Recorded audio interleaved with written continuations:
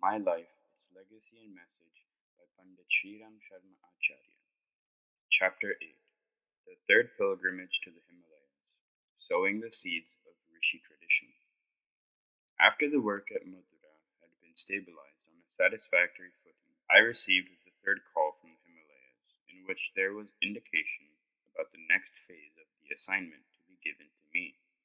There had been considerable pressure in the continuing phase of work, which had resulted in exhaustion, although success had been achieved. Under these circumstances, this invitation for recharging the battery was most welcome. I set out for the pilgrimage on the prescribed day in June 1971. There was no difficulty as I was familiar with the route. The cold was also not as severe as it was at the time of my first pilgrimage. I also did not feel loneliness. I was escorted by Gurudev's messenger from Gomukh to Nandanban as usual. The auspicious moment to which I was keenly looking forward throughout the journey ultimately arrived. After exchange of reverent courtesies and blessings, the impartation of guidance started. Gurudev said, "You have to leave Mathura and shift to Haridwar and start the work of reviving the Rishi traditions. You will recall that when you came here for the first time, you had met rishis living in this region in their astral bodies, and each of them had expressed distress at the extinction of their traditions, and you had promised that you would accomplish this task. This time you have been summoned for this purpose. God has no physical form.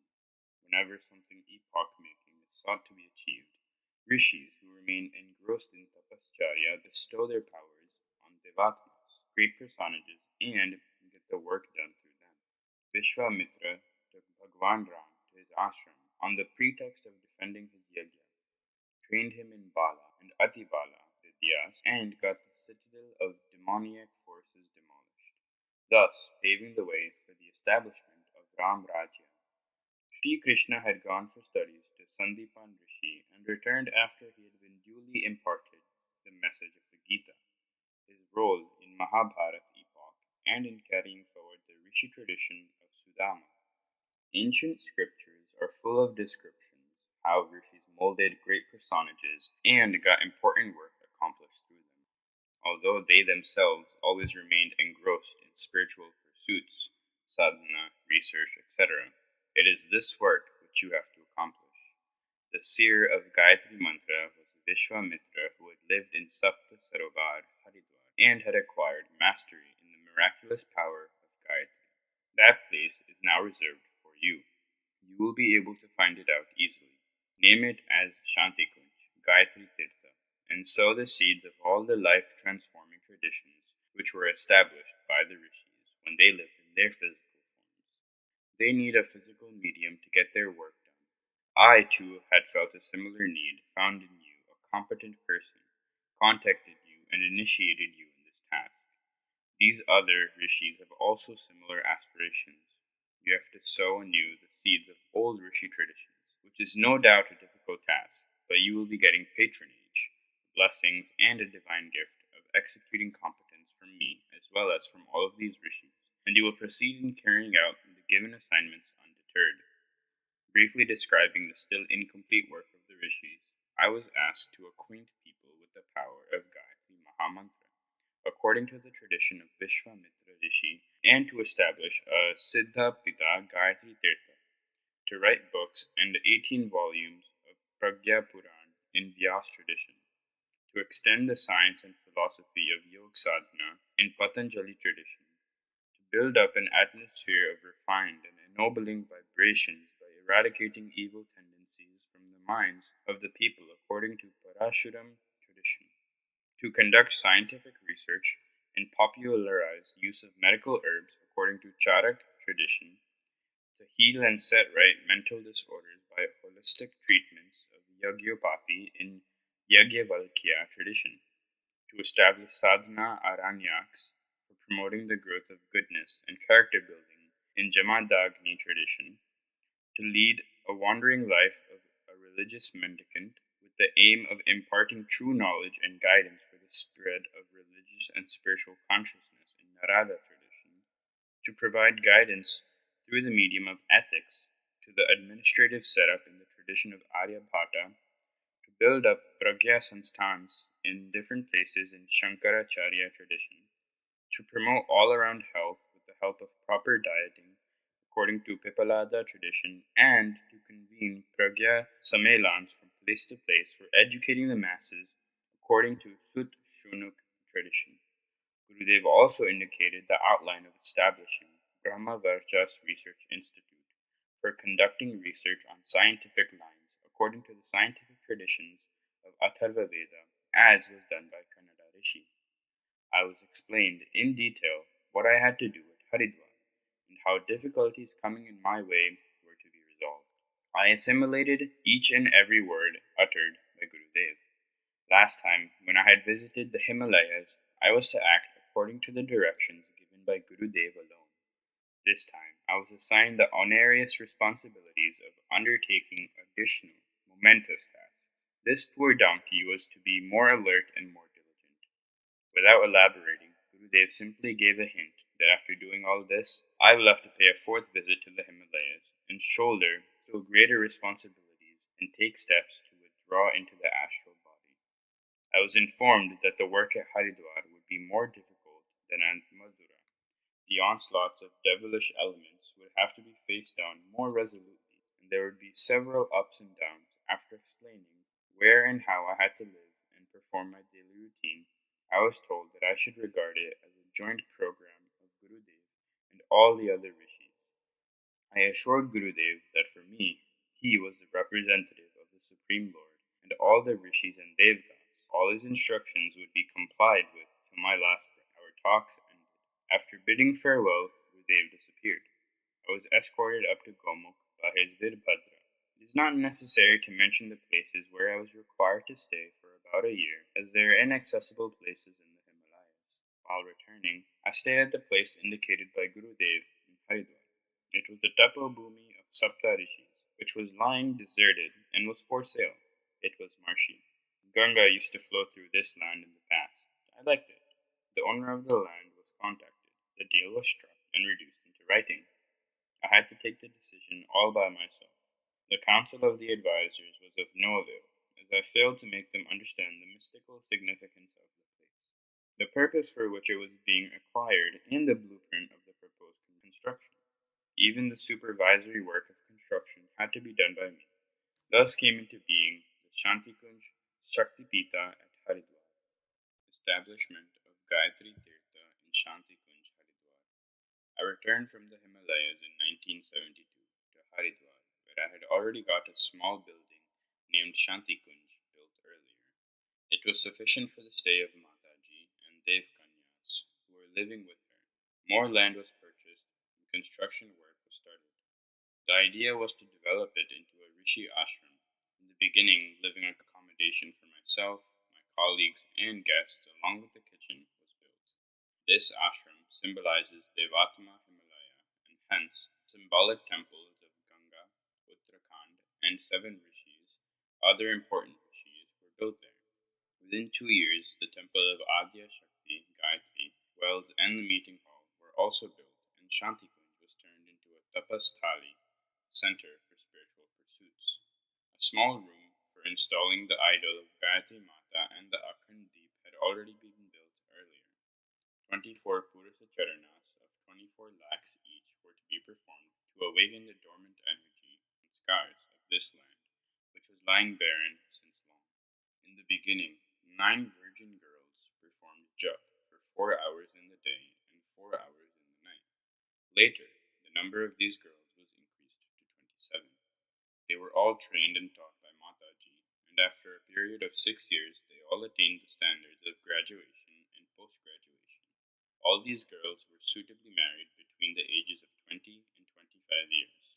Earlier, all these girls, numbering more than 100, were trained in music and in delivering religious discourses, and were sent throughout the country in batches of 5 for spreading the message of the mission, especially in awakening women all over the country. The work of molding and preparing vibrant and brilliant workers was taken in hand at Haridwar, and for this, Pran Pratyavartan camps, Yug Shilpi camps, Vanprastha camps of the duration of 1 month each were organized. The holy atmosphere of Shantikunj situated on the banks of the holy Ganga, in the lap of the Himalayas, surcharged with spiritual vibrations, attracted and inspired hundreds of persons who participated in the series of small and big Gayatri Purusacharnas, which were started here for general category of sadhaks. Side by side, the training of self-sacrificing Vanprasthis who had dedicated their entire life in the service of this mission also continued. The number of such sadhaks continued steadily increasing. The services of such self-sacrificing devout full-time sadhaks who were in conscious process of spiritual awakening were needed to revive Rishi traditions by engaging them in the spread of this momentous missionary task. 250 quarters were built in Gayatri Nagar, a big hall to accommodate about 1,000 persons to listen to spiritual discourses, and a yagyashala with 9 kunds were also built. Yagya is performed at Shantikunj in the morning for 2 hours to promote piety. It was so planned that the permanent residents of the ashram and the visitors participating in Purusacharanas may jointly perform a Purusacharana of 24 lakh jap daily. A small press was also installed for urgent work. In the meantime, the construction of the grand building of Brahmavarchas Research Institute was taken in hand. The completion of all of these works took about 4 years. In the meantime, other works which were necessary for the revival of Rishi traditions were also taken in hand according to feasibility. Bhagwan Buddha had organized Bihars at Nalanda and Taxila as great and world-renowned centers of higher learning and teaching, where inmates were trained and deputed for delivering spiritual discourses throughout the country and also in foreign countries. Bhagwan Adya Shankaracharya had established 4 dhams in the 4 corners of the country, and he tried to unite and coordinate different schools of philosophy and paths of spiritual sadhana which were then prevalent in the country. Both of them had initiated organization of huge conferences and seminars of kumbha dimensions so that important messages of the rishis could be conveyed far and wide through the participants. Both these activities were taken in hand. It was decided to build and set up temples and working centers in the form of Gayatri Shaktipitas and Pragya Sanstans throughout the country to spread the activities and message of the Pragya mission in the surrounding area. Although it appeared to be a difficult task, inspired and devoted people took a pledge, and within a short period of 2 years, 2,400 Shaktipita buildings were erected, which are being used as centers for spreading the light and message of Yuktjatna from house to house. This work is so vast and marvelous that even the work done by Christian missionaries stands no comparison with it. Churches, temples, and other institutions are built by huge donations, but our temples have been built by small contributions made by devotees. A campaign for running mobile Pragyapitas was also launched. These are run by one worker in a mobile push vehicle in his own city or town, and also in the surrounding areas. Besides books, other articles are also kept in it. Within a period of 2 years, about 12,000 such mobile Pragyapitas were brought in operation. About 1 lakh people are being contacted and inspired every day by these permanent and mobile Pragyapitas. It was further arranged to celebrate 4-day annual functions of these branches in which at least 1,000 people could participate. A team of 4 musicians and 1 speaker was deputed in such celebrations from Haridwar to convey New Year's message to the concerned center. Jeeps were arranged for this purpose so that the luggage of the workers, musical instruments, loudspeakers, etc., could also be taken along with them. The driver of the jeep is a trained mission worker. Every worker is now being trained in the skill of driving, so that there not be any difficulty in this respect. Most of the important literature had already been published while I was living in Madura. After shifting to Haridwar, it was decided to write 18 volumes of Pragya Purana in Sanskrit, along with commentary and illustrations, and 1 folder of 8 pages daily to acquaint the people with methods of working of all the rishis. 4 volumes of Pragya Purana have already been published. 400 folders have also been written. Most of them have been published in Hindi and other important languages. In order to make arrangements for the spread of the message in all important languages and prepare trained workers in every region. A school of languages and religious instructions has been started in Shantikunj, and it has already started working satisfactorily. The volunteers of this mission undertake country-wide tours and inspire about 10 lakh devotees of the mission. The mission's network has been firmly established in Uttar Pradesh, Rajasthan, Bihar, Madhya Pradesh, Gujarat, Himachal Pradesh, Haryana, Orissa, and Maharashtra. Attempts are being made to extend the field of operation and publicity. Within about 4 years' time, the remaining regions of the country, which could not be touched so far due to language problems. Indian migrants numbering nearly 3 crores, staying abroad in about 74 foreign countries. A successful scheme has been launched to spread the ideology of the mission amongst these migrants as well as foreigners. It will be possible in the near future to spread the light and message of the mission through capable workers in several foreign countries. There is hardly any country inhabited by Indian migrants where a center/branch of this mission has not been set up. In order to vigorously extend Rishi traditions, about 1,000 self-sacrificing workers are constantly engaged in this work. For this, a Gurukul, Aranyak, in the tradition of Rishi Jamandagni, works regularly at Chantikunj. In reviving Charak tradition, a garden of rare medicinal herbs has been developed in Chantikunj, and research is being conducted with the help of valuable scientific instruments. The theory of treatment by only one medicine at a time is being followed here, and at the same time has been proven very efficacious. Thousands of persons have been trained so far in light music through Yag Shilpi Vidyalaya at Shantikunj, and such trained persons are running schools and preparing persons in Yuk Shangit in their respective areas. The Earth is influenced by interplanetary atmosphere. Information about this is of great importance. It becomes necessary to rectify deviations in astronomical arithmetic after every 5,000 years. To revive the science of Aryabhata, an observatory, Vedshala, on the lines of ancient instruments, has been built in Gayatri Nagar and planetary observations, including those of Neptune, Plato, Uranus, are made, and an almanac, unique of its kind, is published from here every year. A new project of mass moral education through audio-visual media has been taken in hand. Earlier, slide projectors were sent to all the branches of the mission. Now, the medium of video is being utilized. Inspiring films on the basis of music, poems, etc., and discourses of eminent persons are being prepared and projected through the medium of video sets. A grand scheme of preparing a film to explain the objects, nature, and benefits of the programs of this mission is being taken in hand and is going to materialize shortly. The greatest creation of this mission is the Brahma Varchas Research Institute, a laboratory consisting of several valuable scientific instruments and apparatus has been set up here to conduct research on synthesis of science and spirituality. It is being manned by workers who are graduates and postgraduates in medical science, Ayurveda, and etc., and other branches of modern sciences, and who are also spiritually oriented. Research is being conducted specifically in the science of Yagya. Its results have been found to be encouraging with regard to its healing impact on physical and mental diseases, on animals and vegetation, and in refining environment and atmosphere. The health of all of the participants attending various camps at Shantikunj is examined, and they are advised to do sadhana accordingly. This is a unique research laboratory, first of its kind in the whole world. People are given inspiration and training in different branches. Other, more important projects are going to be taken up in the future.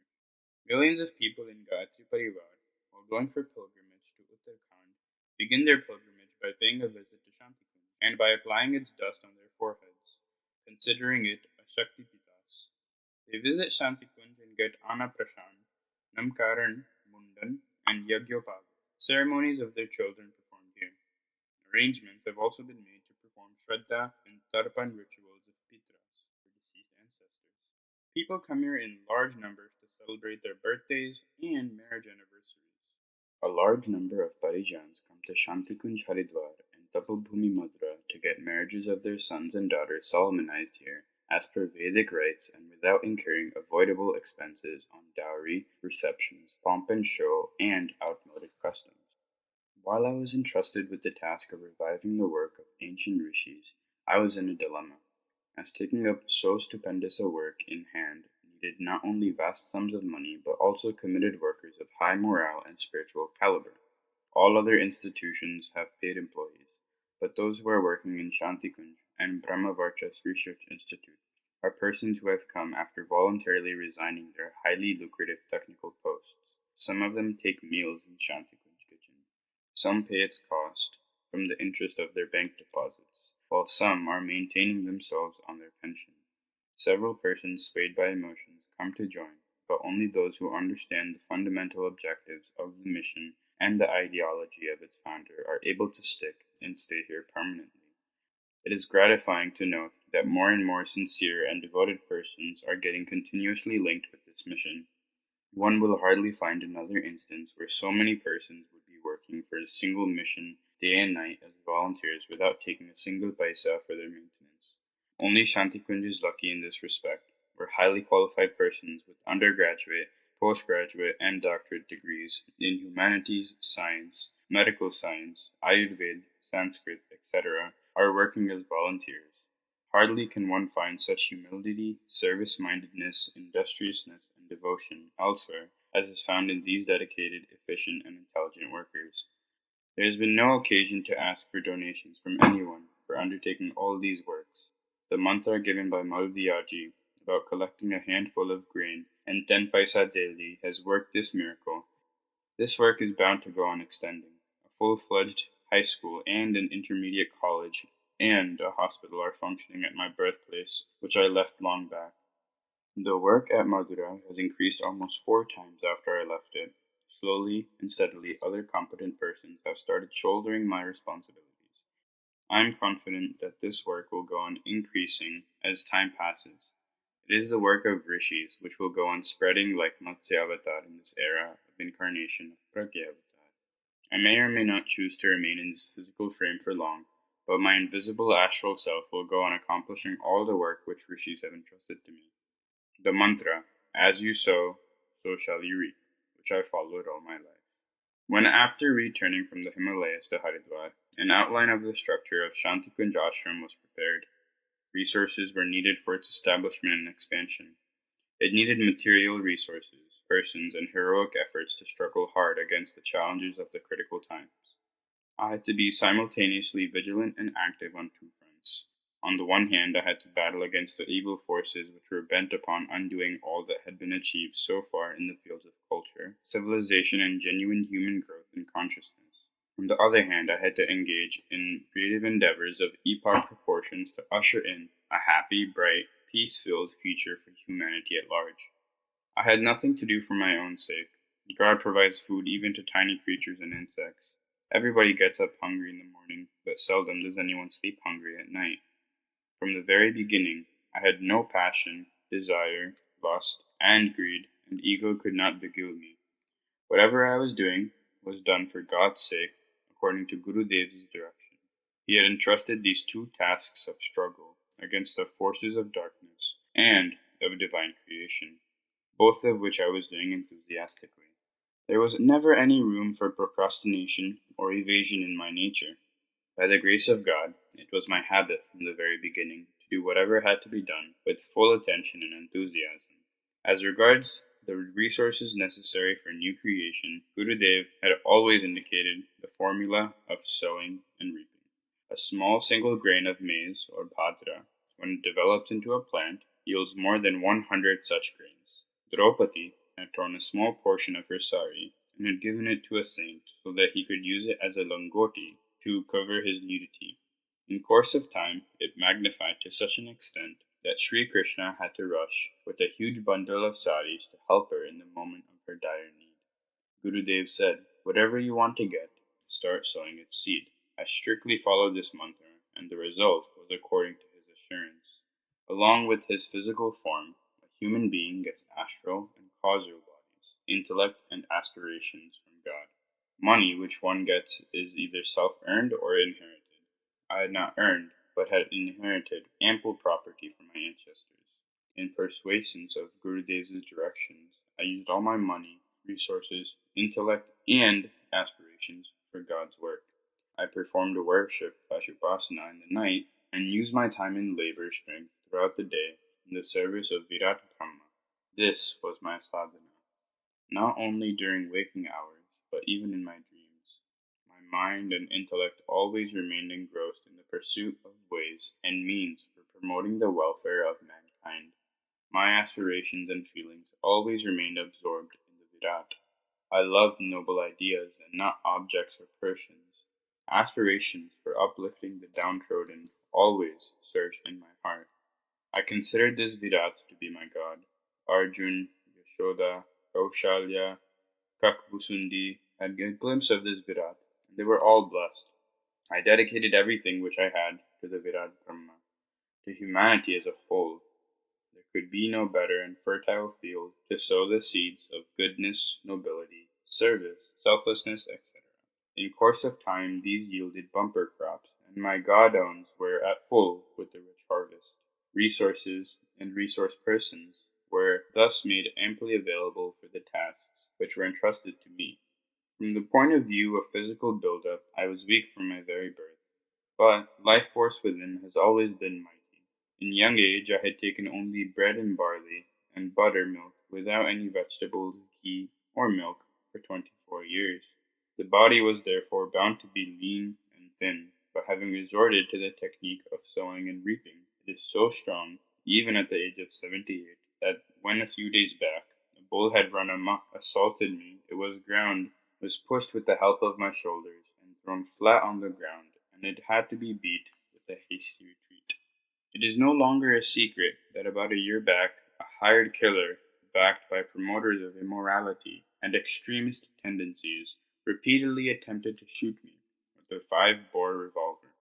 But the bullets got stuck in the bullet holes, and in an utter sense of panic and bewilderment, the revolver fell down from his hands. He then started madly stabbing me. There was profuse bleeding. None of the strokes, however, pierced deep into the body, and miraculously got deflected sideways. The doctors stitched the wounds, and in a few weeks the wounds healed, and my body became normal as before. This should be regarded as a miraculous event, inasmuch as a loaded 5-bore revolver in the hands of a hired professional killer refused to work. 12 stabs with a dagger used for cutting animals ended up leaving behind only superficial wounds. The culprit later got wounded by his own bomb and landed in jail. The person on whose instigation he had committed this heinous assault has been awarded the death sentence. The demoniac act of the evil forces thus failed to checkmate divine efforts. It was thus established that the Savior is greater than the killer. These days, the technique of Sukshmikarana, of transforming 1 into 5, is in progress. This has resulted in further thinning of the body. Still, this body is in such a condition that it can remain alive as long as I wish to keep it. But I will not voluntarily do so, because a stage comes when physical body becomes a hurdle and hindrance and ought to be shed, as far greater work can be accomplished through the astral body.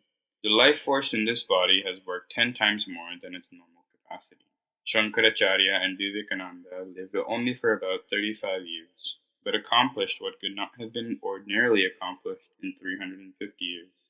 In 78 years, I have done so much work in different fields that in the ordinary course of mere human effort, it could not have been done in less than 750 years. The entire time was spent in preparing a foundation for new creative work. Intelligence was sown in the field of God, and it manifested in the form of extraordinary brilliance. Literature of superb quality, written by me so far, is equivalent to the weight of my body. Articles have been written and piled up to be published and used till the year 2000 A.D. None has so far been able to concretize the aim of synthesizing spirituality with science, which is being done in Brahmavarchas Research Institute. In the near future, the authenticity of spirituality will have to be tested on the touchstone of scientific approach. There is much hue and cry about preparing and implementing 5-year plans by different countries, but the plan of spiritually transforming the whole of humanity and its implementation, which is being undertaken at Shanti Kunj, can be termed as amazing. I have dedicated my feelings and aspirations for the uplift of the downtrodden. Shiva had done the same thing. He enjoyed the company of creatures of strange and freakish shapes and sizes. He even embraced snakes. I followed the same path. When the fellow who had assaulted me with a dagger was being chased by the people and the police, I called them back and allowed him to escape. There had been several such occasions in my life when the adversaries who had left no stones unturned to harm me were rewarded in return by a smile. I have immensely loved people, and in return have been loved by them 100 times more. They have been followed by my directions with devotion and total dedication in the face of great difficulties, and have even gladly suffered material losses for the sake of mission's work. Just on hearing a word from me, splendid buildings of Gayatri Shaktipitas were erected, costing crores of rupees. In addition, 12,000 Pragya Sanstans were also started. When I was assaulted, many people rushed at Shantikunj to express their love and sympathy, as if Shantikunj had been inundated by a sea of humanity. Each one of them expressed his keenness to take revenge, but we coaxed and pacified them and diverted their minds to creative direction. This was nothing but an expression of love, affection, and intense intimacy towards me by the people. I address my wife as Mataji. We have intimate and deep love for each other. She has lived with me like a shadow, and has participated with me in all activities of the mission. It will be true to say that we have one life, Pran, although two bodies. I have been loved even by animals and birds, who have lived with me like friends and family members. This has been witnessed by people with great amazement. Creatures who ordinarily shun human beings did not hesitate to sit on my shoulders and sleep by my side in my bed. There is nothing but a reflection of their love and affection for me. I needed money from time to time. Crores of rupee were spent in building Gayatri Tapobhumi, Shanti Kunj, Gayatri Nagar, and Brahmavarchas Institute. Without deviating from the pledge of not begging anything from human beings, all the needs were fulfilled. The number of full-time workers is more than 1,000. Satisfactory arrangements for their maintenance according to the lifestyle of a true Brahmana are being made. All expenses on account of press, publication, jeeps, and other transport are being met without difficulty. All this is the harvest of the seeds sown in the field of God, in the form of each and every paisa which I possessed. I am proud of this harvest, though personally I am penniless. Huge schemes are being materialized, which it is even impossible to do for a multimillionaire as well. All this could be possible only on account of the formula given by Gurudev. Do not accumulate, scatter, sow, and reap. Implementation of this formula of Gurudev is the background of this flourishing garden of righteousness which is visible in the form of Gayatri Parivar.